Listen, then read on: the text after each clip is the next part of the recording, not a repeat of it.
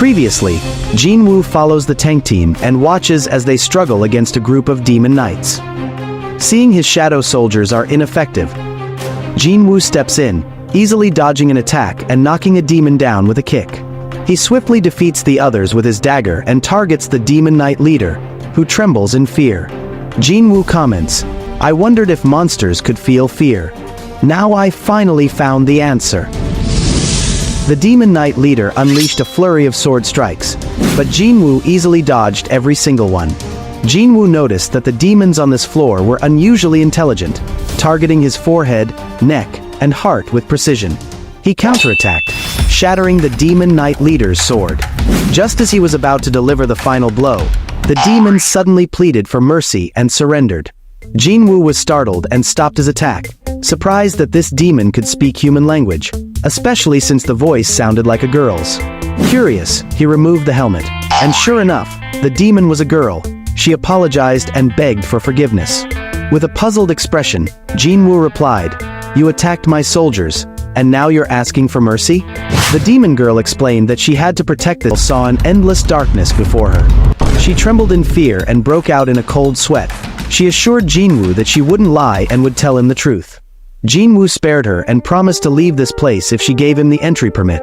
But first, he wanted to know about the true identity of the demons. The demon girl introduced herself as Lady Essel, the eldest daughter of the Radairu clan. Jinwoo replied that this wasn't what he meant. He wanted to know if she constantly heard a voice in her head telling her to kill humans. Essel said she didn't hear it, but she did hear a voice telling her to protect the area where she lived. She used to live in the demon world, but before she knew it, she found herself in this place and heard that command. Jinwoo was shocked by this information, realizing it might be a clue to understanding the nature of his system. He then asked, "What were you doing in the demon world?" Essel answered, "War. We were preparing for war, a war against a powerful enemy that required all demons to unite and fight." Suddenly, the system started messing with Essel's head. "You have surpassed the allowed amount of information. The conversation will be interrupted." Essel suddenly felt dizzy, unable to bear the pain, and fainted. Jinwoo realized the system's interference became much stronger when Essel tried to reveal the identity of the enemy. And for some reason, the system was also trying to influence him and the human world. He thought that the enemy the demons were facing might be the key to all of this.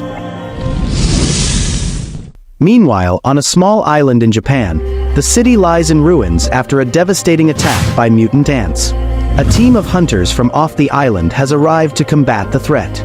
However, these monsters prove to be no ordinary foe, as they've demonstrated a surprising level of intelligence by targeting the support hunters first. This news quickly spread across the nation, even reaching South Korea, where officials were holding a meeting to discuss the issue. According to confirmed reports, the entire island's population was massacred by the ant colony within a single day. A staggering 294 civilians lost their lives before the threat was finally neutralized by a team of A-rank hunters. Members of the association were stunned to learn that Japan, renowned for its advanced hunter system in Asia, had suffered such a devastating loss.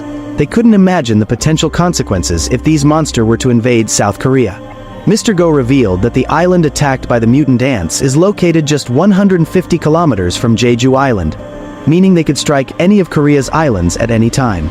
Unfortunately, South Korea doesn't have the same level of manpower as Japan, and dispatching hunters to every island would be impossible. Even if they sent one or two low-rank hunters, they'd likely end up as ant food. The meeting concluded without a definitive solution. After the meeting, Mr. Go fell into deep thought, pondering who could help Korea in this dire situation. Jinchul approached him with news that Hunter Hwang Dong-soo had contacted the association in secret, offering his assistance in a raid on Jeju Island, but with a condition. In addition, a nation-level hunter was trying to contact the association, leaving Mr. Go surprised by this information. Back at the demon castle, Essel stirred from her unconscious state. Her eyes flew open, and she gasped at the pile of defeated monsters. Jinwoo said, "It seems like demons aren't very friendly with each other. These guys tried to attack you while you were asleep." Essel kneels and thanks Jinwoo for protecting her. Then, she guides Jinwoo to the demon castle of the Radairu clan's residence. After entering the castle, Essel immediately goes to her father and tells him she has brought a guest. The Demon King was shocked when he saw Jinwoo. Just what kind of guest comes to someone else's home with an army? Essel, can't you see it with your eyes? There are countless soldiers hidden in that man's shadow. The guards immediately surrounded Jinwoo. However, Jinwoo remains calm and says he promised Essel he would leave after getting the entry permit. The king thought to himself, is he the guy who's been killing demons like crazy and climbing the tower? I heard he beat Vulcan and Medas. I'm not sure I can beat him. The king asked Jinwoo if he wanted just the entry permit. Jinwoo, with his arm around Essel, requested to borrow her for a bit, making her blush. But in his mind, Jinwoo realized he needed Essel to guide him to the entry permit on each floor. Following this, the king hosted Jinwoo in the royal dining hall. Swallowing his pride at having to yield to a human's demands, the Demon King realized he had no choice but to comply rather than fight him. The king impatiently calls his servant to bring the entry permit and hands it to Jinwoo, allowing him to ascend to the 81st floor. Quickly, Jinwoo asked Essel to guide him to the next floor. Jinwoo and Essel had reached the 81st floor, the floor controlled by the Garshur clan. Essel took out a bottle of wine to use as a negotiation tool with the Garshur clan leader.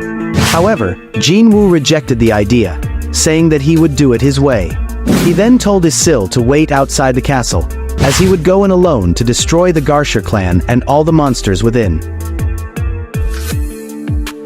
The scene shifts to the Korean Hunters Association building. A nation-level hunter from America has arrived. He inquires about hunter Sung Jinwoo.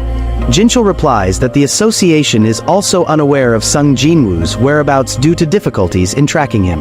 The hunter then reveals the reason for his visit. He requests that the Korean Hunters Association ban Hwang Dong-soo from entering this country. However, since the association has already taken this action, the conversation concludes quickly. Before leaving, the hunter smirks and mentions that he would have liked to assist with the raid on Jeju Island, but is currently occupied. However, he hints that this could change if Korea had enough money to hire him. After the nation-level hunter left, Mr. Go told Jinchul that expecting his help for the Jeju Island raid was just wishful thinking. Jinchul reassured the chairman not to worry, as Japan had already confirmed their cooperation in the upcoming raid. Meanwhile, in the demon castle, Jinwoo rapidly ascended floor by floor, slaughtering every demon clan guarding each level. Jinwoo's level surged to 87, while Igris and Tank hit the maximum level. A system notification popped up. A promotion is available due to reaching the required level. The shadows will be promoted if the monarch grants permission. Do you accept their request? Jinwoo approved. Instantly, an incredibly powerful black aura enveloped Igris and Tank, its force even piercing the sky. Both shadow warriors were promoted, each earning a new rank. Igris from rank knight to elite knight, Tank from rank elite to rank knight. Igris's aura evolved to match an S-rank hunter, while Tank's power evolution reached the level of a high-end A-rank hunter. Before venturing further to the 90th floor, Essel warned Jinwoo that they would soon encounter noble demon clans of the highest rank, far more formidable than the demons on the previous levels. She suggested they try negotiating, as they had with the Radairu clan, instead of immediately engaging in combat to obtain the entry permit. However, Jinwoo assured Essel not to worry, as he was determined to conquer the demon castle and elevate the Radairu clan to the top ranks. Afterward, they both ascended to the next floor. Just as Essel had predicted, the monsters on the 90th floor and above were tougher and more numerous. Despite this, Jinwoo kept climbing, until he reached the 97th floor and his status had reached level 90. Jinwoo told Essel to return to her floor, as he would handle the rest on his own. But Essel insisted on staying. She wanted to witness the final outcome of this battle. Understanding her resolve, Jinwoo allowed her to do as she wished. Together, they walked toward the magic circle to teleport to the 98th floor. Meanwhile, at Incheon International Airport, two hunters have just arrived in South Korea.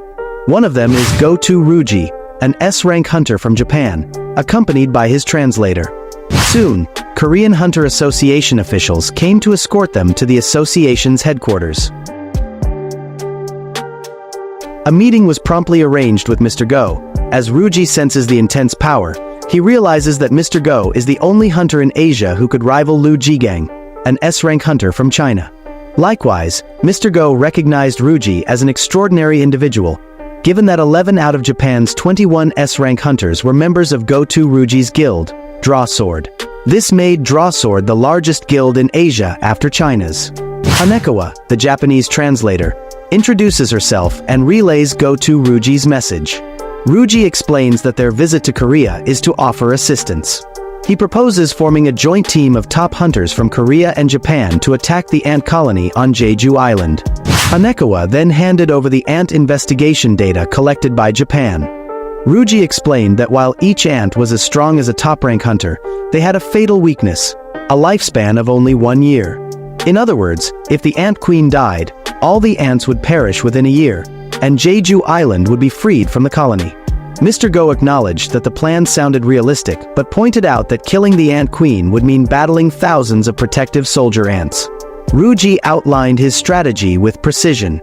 10 of Japan's 11 S-rank hunters would serve as bait, drawing out the swarm of ants from their nest on Jeju Island. Meanwhile, South Korean hunters would sneak in using helicopters, targeting the ant queen. Once they succeeded in killing the queen, they would immediately evacuate. The room buzzed with astonishment at Japan's bold offer. Mr. Go wondered why Ruji was willing to help South Korea to such an extent, even sending 10 S-rank hunters. Although the strategy had potential, Mr. Go doubted if the Korean hunters could defeat the queen. He believed that if Hunter Sung Jinwoo joined, their chances would be significantly higher. Moreover, the association couldn't delay any longer before the ants evolved and invaded South Korea. The meeting concluded with Mr. Go stating that the association would decide after reviewing the data and creating a concrete operational plan. In Ruji's mind, this was merely a strategic move to achieve his ambition. By aiding South Korea in the Jeju Island raid, he saw a golden opportunity to elevate his status and become a nation-level hunter. The scene shifted to the Demon Castle. Jinwoo and Essel had finally reached the 100th floor, a place known as a living nightmare. The floor was enveloped in extreme cold and absolute darkness, so thick that not even a sliver of natural light could penetrate. A moment later, a fearsome wyvern soared into view, its wings slicing through the frigid air. As it landed, a terrifying figure emerged, standing atop the beast. Of course, their relentless assault leaving a trail of destruction. Tusk unleashed explosive magic, tearing through the enemy ranks before they could reach his master. Essel watched the fierce battle in awe, torn between supporting Demon King Baran, the ruler, or Jinwoo, the invader. Meanwhile, Baran grins at the fight unfolding before him. He released lightning breath from his mouth and sent it into the sky, instantly darkening the heavens as a raging storm crackles with lightning and strikes in all directions. Jinwoo quickly protected Essel from the lightning strikes. He realized this wasn't ordinary lightning. If he doesn't stop this lightning magic, his shadow will be destroyed and his mana will be drained. Jinwoo leaps onto nearby structures and launches himself into the air, aiming for the wyvern's wings. However, Baran intercepted the attack, swinging his sword and knocking him to the ground. Not stopping there, Baran unleashed another lightning breath. Jinwoo, who noticed this attack, quickly got up and dodged, but the attack continued to follow him. In a desperate moment, Tusk aids Jinwoo from afar, launching a fiery blast that collides with the lightning. The powerful blaze overpowers the lightning attack, allowing the flames to consume Baran and his wyvern, sending them crashing to the ground. Seeing this, Jinwoo thought he was lucky, as his choice to give the magic orb to Tusk was the right call.